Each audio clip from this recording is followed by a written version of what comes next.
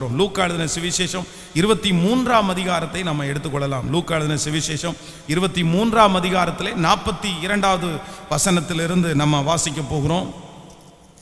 வாசிக்கலாமா? 42வது வசனத்திலிருந்து வாசிக்கலாம். இயேசுவை நோக்கி, ஆண்டவரே, நீர் உம்முடைய ராஜ்யத்தில் வரும்போது அடியேனை நினைத்தருளும் என்றான். இயேசு அவனை நோக்கி, இன்றைக்கு நீ என்னுடனே பரதேசிலே இருப்பாய் என்று மெய்யாகவே உனக்கு சொல்லுகிறேன் என்றார். இன்னொரு விஷயம் கூட வாசிக்கலாம். இயேசுவை நோக்கி, ஆண்டவரே, நீர் உம்முடைய ராஜ்யத்தில் வரும்போது அடியேனை நினைத்தருளும் என்றான். இயேசு அவனை நோக்கி, இன்றைக்கு நீ என்னுடனே பரதேசிலே இருப்பாய் என்று மெய்யாகவே உனக்கு சொல்லுகிறேன். அல்லேலூயா. கர்த்தருடைய பிள்ளைகளே, இரண்டாவதாக ஆண்டவர் சிலுவையிலே பேசின இரண்டாவது வார்த்தை என்ன அப்படின்னா, இன்று நீ என்னுடனே கூட பரதேசியிலே இருப்பாய். அப்படின்னா அவருடைய அந்த கொடுமையான மிகவும் வேதனையான ஒரு நேரத்திலே ஆண்டவர் இங்கே இருக்கிற ஒரு சிலுவை கள்ளனுக்கு ஒரு பெரிய ரட்சிப்பை ஆண்டவர் கொடுக்கிறார். முதலாவதாக சிலுவையிலே ஆண்டவர் பேசின முதல் வார்த்தை மன்னிப்பு. இரண்டாவது ஆண்டவர் சிலுவையிலே பேசின இரண்டாவது வார்த்தை ரட்சிப்பு என்கிற வார்த்தையை ஆண்டவர் பேசுகிறார். இந்த கள்ளன், சிலுவை கள்ளனை குறித்து வேதம் சொல்லுகிறது, எத்தனையோ தவறுகளை செய்து அவன் அடிக்கப்பட்டு இப்போ சிலுவையிலே தொங்கிக் கொண்டிருக்கிறான். அவன் திருந்துவதற்கு எத்தனையோ முயற்சிகளை அவர்கள் எடுத்திருக்கலாம், எத்தனையோ கண்டிப்புகளை அவனுக்கு பண்ணி இருக்கலாம். அவனை சரி செய்வதற்கு ஒருவராலும் முடியவில்லை, அங்க இருக்கிற அரசாங்கத்தால முடியல. அந்த கவர்மெண்ட் அவனை திருத்துவதற்கு நிறைய பனிஷ்மெண்ட் இதுக்கு முன்னாடி கொடுத்துச்சு. ஆனா அந்த பனிஷ்மெண்ட்டுக்கு அவன் திருந்தவே இல்லை. யாராலையும் திருத்த முடியாத, யாராலையும் ரட்சிக்கவே முடியாத ஒரு மனுஷன் தான் இந்த சிலுவை கள்ளன். ஆனால் வேதம் சொல்லுகிறது, சிலுவையிலே ஆண்டவர் ஒரு வார்த்தையை பேசுகிறார், நீ இன்றைக்கு என்னுடனே கூட பரதேசியிலே இருப்பாய். ஆமேன். யாரையும் மாற்ற முடியாத மனிதனை என் ஆண்டவராகிய இயேசு கிறிஸ்துவினுடைய ரத்தம் மாற்றும் என்று நான் நம்புகிறேன். ஹல்லேலூயா. நான் அந்த சிலுவை கள்ளன் ஆண்டவரை பார்க்கிறார், ஆண்டவருடைய குணத்தை பார்க்கிறார், ஆண்டவருடைய பேச்சை பார்க்கிறார். இவர் இவ்வளவு நீதிமான் அப்படின்னு நான் ஏற்கனவே கேள்விப்பட்டிருக்கிறேன். ஆண்டவர் ஊழியம் செய்த நாட்களிலே அவர் செய்த அற்புதத்தை அந்த மனுஷன் நிறைய கேள்விப்பட்டிருக்கிறான். அவர் மூலமாய் நடந்த அதிசயங்களை கேள்விப்பட்டிருக்கிறான். அவர் நீதிமான் என்று அவனுக்கு தெரியும். இவர் ஒரு குற்றமும் செய்யாம இந்த கல்வாரி சிலுவையிலே தொங்கி இருக்கிறாரு. ஆனா கூட இங்க இருக்கிற ஒருத்தனையும் அவர் தப்பா பேசலையே, ஒருத்தரையுமே அவர் பகைக்கலையே, அவருடைய வாயிலிருந்து மன்னிப்பு என்கிற வார்த்தை வருகிறதே அப்படின்னு ஆண்டவராகிய இயேசு கிறிஸ்துனுடைய அந்த குணம், ஆண்டவராகிய இயேசு கிறிஸ்துனுடைய அந்த வாழ்க்கை ஒரே நிமிஷத்துல அந்த மனுஷனை பரலோகம் வரைக்கும் கொண்டு போய் சேர்த்தது. அப்போ ஒரு ஆண்டவருடைய பிள்ளை என்ன பண்ணணும் அப்படின்னு சொன்னா, நீங்க அநேக மனிதர்களை உங்க வாழ்க்கையினால நீங்க என்ன பண்ணணும்னா ரட்சிப்புக்குள்ள நடத்தணும். ஆமேன் சொல்லுங்க. உங்களுடைய குணங்கள் நிறைய பேரை ரட்சிப்புக்குள்ள நடத்தணும். உங்களை பார்க்கிறவங்க நிறைய பேர், நான் சொல்றேன், கண்டிப்பாக அவர்கள் மனம் திரும்பணும். உங்களை பார்க்கிற நிறைய பேர் ரட்சிப்புக்கு ஏற்ற வழி எங்க அப்படின்னு உங்கள்கிட்ட கேட்கணும். யாராலையும் திருத்தவே முடியாத மனிதர்கள் கூட உங்களை பார்த்த உடனே திருந்துற அளவிற்கு கர்த்தர் அந்த அற்புதத்தை உங்களுக்கு செய்வாராக. எத்தனை பேர் ஆமோதிக்கிறீர்கள்?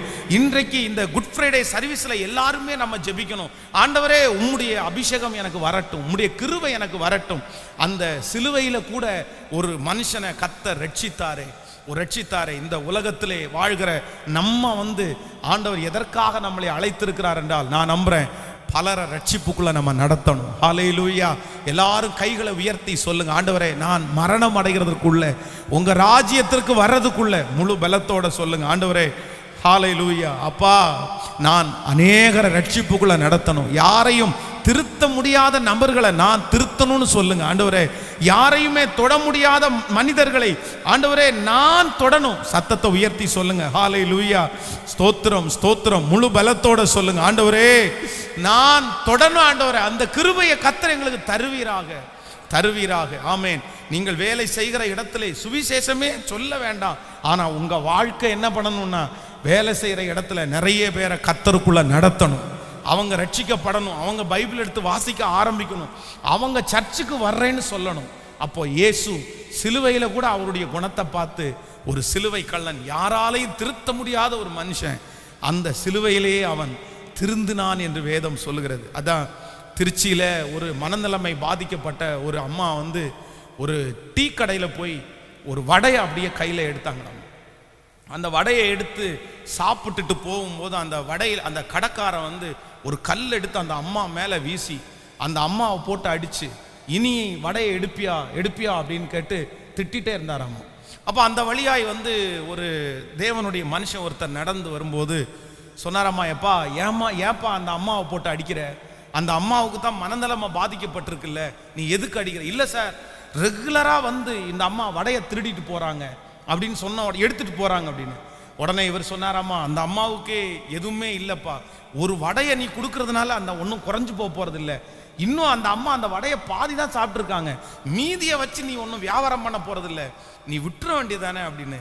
இப்படியே விட்டா என்ன சார் பண்ணுறது அப்படின்னு சொன்ன உடனே அந்த ஐயா வந்து அந்த கடையில் போய் ஒரு 5 வடை வாங்கி பார்சல் பண்ணி அந்த அம்மாவுடைய கையில் கொண்டு போய் கொடுத்து, ஏம்மா நீ நல்லா சாப்பிடுமா, உனக்கு டெய்லி காலையில் வடை வேணும்னா இந்த இடத்துல வந்து உட்காரு, நான் போகும்போது உனக்கு வடை வாங்கி கொடுக்குறேன் அப்படின்னு சொல்லி அந்த அம்மாவை ஆறுதல் படுத்தி அந்த தேவ மனுஷன் உட்கார வச்சுட்டு அவர் போயிட்டாராம்.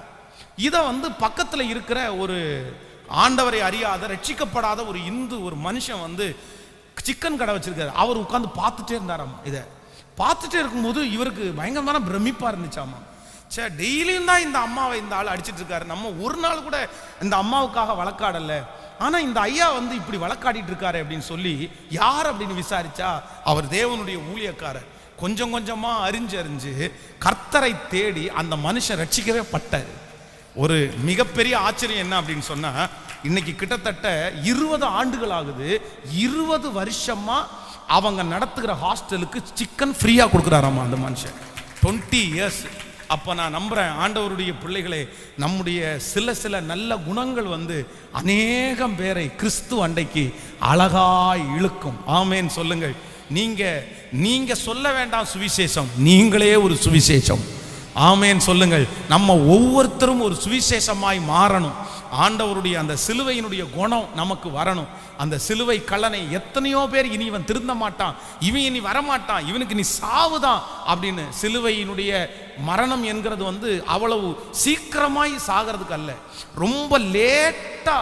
அதான் இருக்கிறதுலே ரொம்ப கொடுமையான பனிஷ்மெண்ட் என்ன அப்படின்னா, இந்த சிலுவை தான் ரொம்ப கொடுமையான பனிஷ்மெண்ட். அந்த சிலுவையில் அறையிறவங்க வந்து அணுவா சாவாங்க. குறைஞ்சது 16 மணி நேரமாவது இருந்து தான் அவங்க சாவாங்க. நிமிஷம் அவங்க உயிர் போயிடும். அவங்கள சிலுவையில் அரைஞ்சதுலேருந்து சாகிற வரைக்கும் அவங்க அந்த வலியிலே சாவாங்க. ரொம்ப கொடுமையாய் காலதாமதமாய் சாகிறதுக்காக தான் சிலுவை தண்டனைன்னு ஒன்னே கொண்டு வந்தாங்களாம். இவன் உடனே சாகக்கூடாது, சித்திரவதை அனுபவிச்சு சாகணுன்றதுக்காக தான் அந்த சிலுவை. ஆனா நான் நம்புறேன், அவ்வளோ பாடுகள் மத்தியிலையும் என் தேவனாகிய கர்த்தர் ஒரு மனுஷனை பரலோகத்திற்கு கொண்டு போய் சேர்க்கிறதற்கு என் கர்த்தர் உண்மை உள்ளவராய் இருந்தாரே. நன்றாய் நம்முடைய தேவனாகிய கர்த்தருக்கு கரங்களை எல்லாரும் தட்டி இயேசுவே தேவகுமாரனே எங்களுக்கு. ஆமேன். சிஸ்டர், நீங்க உங்களுடைய கணவனார் ஒருவேளை ரட்சிக்கப்படலை, அவர் இனி மாறவே மாட்டாருன்னு நினைக்கலாம். பிரதர், உங்க வீட்டில் யாரோ ஒருத்தர் மாறவே மாட்டாருன்னு நீங்க நினைக்கலாம். ஆனா நான் நம்புறேன், சிலுவை கல்லனையே எல்லாரும் இனி இவன் திருந்தவே மாட்டான் என்று அவனை சிலுவையிலே அறைந்தார்களே, அவனையே ரட்சிக்கிறதற்கு கர்த்தரால் முடியுமானால் இந்த குட் ஃப்ரைடே சர்வீஸுக்கு நான் கர்த்தருடைய வார்த்தையை சொல்லுகிறேன். உங்க பிள்ளைய கர்த்தர் ரட்சிப்பார், உங்க கணவனார கர்த்தர் ரட்சிப்பார், உங்க மனைவியை கர்த்தர் ரட்சிப்பார், உங்க குடும்பத்தில் ஒரு ரட்சிப்பு வரும், உங்க குடும்பத்தில் ஒரு ஊழியக்கார பிள்ளைய கர்த்தர் கொண்டு வர வல்லவராயிருக்கிறார். கைகளை அசைத்து ஒரு ஹல்லேலூயா சொல்லலாம். ஆண்டவர் பெரியவர். ஆமென் சொல்லுங்கள். ஒரு தகப்பனார் நம்முடைய திருச்சபைக்கு வருவார். அவர் வரும்போதெல்லாம் ரொம்ப துக்கமா வருவார். காலையில் 5 மணி ஜெபத்துக்கு வரும்போதெல்லாம் யாருக்குமே தெரியாம அவர் வீட்டில் ட்ரெஸ் பண்ணும்போது லைட்டு போட முடியாது. லைட்டு போட்டால் அந்த வீட்டில் இருக்கிற பையன் திட்டுவான். அவர் சர்ச்சுக்கு போகிறதுக்கே பெரிய பிரச்சனை, அவர் மட்டும்தான் அந்த வீட்டில் சர்ச்சுக்கு வராரு. இல்லை, அதனால லைட்டே போடாமல் பின்னாடி வழி போய் ஒளிஞ்சு நைட்டே துணியெல்லாம் வெளியில் வச்சு அதுக்கப்புறம் அப்படி தான் போட்டுட்டு வருவார். பயந்துட்டே வருவார் ஒவ்வொரு நாளும். அப்படியே யாருக்குமே தெரியாமல் போய் அப்படியே திறந்து அப்படியே இருந்துக்குவார். இவர் தன்னுடைய மகன் வந்து ரொம்ப சர்ச்சுக்கு போகக்கூடாது, ஆண்டவரை ஆராதிக்கக்கூடாதுன்னு பயங்கரமான சத்தம். என்கிட்ட வந்து வரும்போதெல்லாம் ஜெபம் பண்ணுவார். பாஸ்டர், என் குடும்பத்தினுடைய ரட்சிப்புக்காக மட்டும் ஜெபம் பண்ணுங்க, எனக்கு ரொம்ப கஷ்டமாக இருக்குது, என்னை ரொம்ப வருத்தப்படுத்துகிறாங்க அப்படின்னு. அவருடைய மகனுக்கு திருமண காரியம் ஒழுங்கு செய்யப்பட்டிருக்கிறது. அப்போது அந்த பொண்ணை பார்த்துருக்காங்க. அந்த பொண்ணுகிட்ட போய் ஒரு பேச போனாராம்மா. ஏம்மா இந்த பாருமா, என் பையன் ரொம்ப தீவிரமான பக்தன் தான், ஆனால் நான் ஏசாமியை தான் ஆராதிக்கிறேன், உனக்கு ஒன்றும் பிரச்சனை இல்லையா அப்படின்னு கேட்டிருக்கிறாரு. கேட்டோன்னு அந்த பொண்ணு சொல்லியிருக்கா, அப்பா நானும் எங்கள் வீட்டில் ஆராதிக்க முடியாமல் நான் ரட்சிக்கப்பட்டு ஞானஸ்நானம் எடுத்த ஒரு புள்ள, ஆனால் பட் எனக்கு கர்த்தரை ஆராதிக்க பயங்கரமான தடை, எனக்கு ரொம்ப சந்தோஷமா இருக்குது. சரி, நான் போகிற வீட்டில் எப்படி இருக்குமோன்னு நினச்சேன், எப்படி நான் வாழ போகிறேன்னு நினச்சேன், பட் என்னை விட முதல்ல நீங்கள் ஒருத்தர் ரட்சிப்புள்ள இருக்கிறீங்கன்றது எனக்கு ரொம்ப சந்தோஷம் அப்படின்னாங்க. சரி, எவ்வளோ பெரிய மகிழ்ச்சி இல்லை, எவ்வளோ பெரிய ஆசீர்வாதம். அப்போ நான் நம்புகிறேன் நீங்கள் தான் ஒரு விதை, நீங்கள் ஒரு விதை. நீங்கள் ஒருத்தர் உங்கள் குடும்பத்தில் ரட்சிக்கப்பட்டா போதும், உங்கள் மூலமாய் உங்கள் குடும்பம் ரட்சிக்கப்படும். கர்த்தர் அவர்களை கொண்டு வருவார். உங்கள் குடும்பத்தில் ஊழியக்காரர்கள் எழும்புவார்கள், ஊழியக்காரிகள் எழும்புவார்கள். கர்த்தர் உங்கள் ரட்சிப்பின் மூலமாய் குடும்பத்தையே கர்த்தர் ரட்சிப்பார். ஹல்லேலூயா! எத்தனை பேர் ஆமோதிக்கிறீங்க?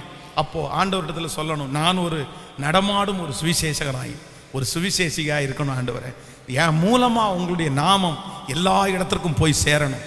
சிலுவையை நீங்கள் நேசிக்கிறதா இருந்தால் நீங்கள் கண்டிப்பாக உங்கள் வாழ்க்கை அநேகரை என்ன பண்ணணும்னா ரட்சிப்புக்குள்ளே நடத்தணும். கையை எல்லாரும் உயர்த்தி, ஆண்டவரே என் மூலமாய் ஸ்தோத்திரம், ஒரு பெரிய மகத்துவம். ஹல்லேலூயா சொல்லுங்கள். எல்லாரும் கைகளை உயர்த்தி அந்த வார்த்தையை சொல்லுங்கள், முழு பலத்தோட சொல்லுங்கள். ஆண்டவரே, நீர் என் மேல் கிருபை பாராட்டும், என் மேல் கிருபை பாராட்டும், என் மேல் கிருபை பாராட்டும். ஸ்தோத்திரம் ஸ்தோத்திரம் ஸ்தோத்திரம். ஹல்லேலூயா. இயேசுவே, என் மேல் கிருபை பாராட்டும், என் மேல் கிருபை பாராட்டும். நான் உமக்காய் ஊழியம் செய்கிறதற்கு எனக்கு கிருபை தாரும் ஆண்டவரே. ஆண்டவரே, என் வாழ்க்கை அநேகருடைய வாழ்க்கையை மாற்றணும். ஸ்தோத்திரம், மாற்றணும். ஆமென். அவமானம் நிந்தை எல்லாம் அனுதின உணவு போல, அவமானம் நிந்தை எல்லாம் அனுதின உணவு போல,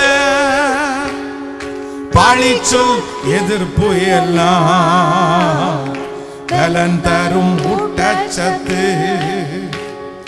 பழிச்சொல் எதிர்ப்பு எல்லாம் பலன் தரும் ஊட்டச்சத்து. தொடர்ந்து ஓடு, விட்டு விடாதே, ஜெபம் செய்வதை நீ மறந்து விடாதே. தொடர்ந்து ஓடு, விட்டு விடாதே, ஜெபம் செய்வதை நீ மறந்து விடாதே. ஒரு நாளும் வீணாகாது.